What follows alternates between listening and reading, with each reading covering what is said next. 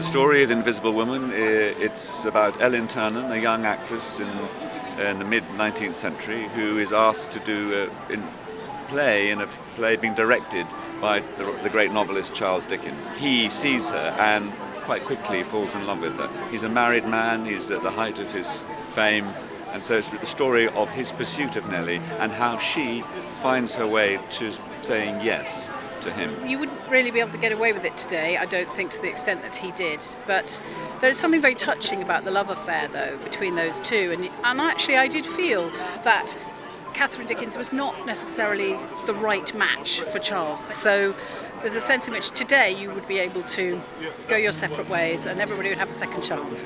And in those days, they didn't. It's something that will be surprising to people because they always think of Dickens as sort of the great man, and this is something that it's a bit of a secret that we're revealing, which Claire Tomlin's book did.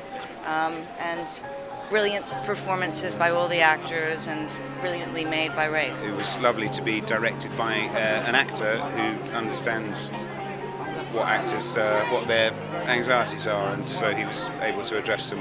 He's a very, very good technical director of an actor. You know, a lot of directors, you enjoy the experience of working with them, but you don't always like them, and I really like Rafe. He's a really intelligent man, and he's a really compassionate man, and he really understands scenes and how you shoot them, and so it was a real apprenticeship working with him. He has such finesse in how he plays his own role.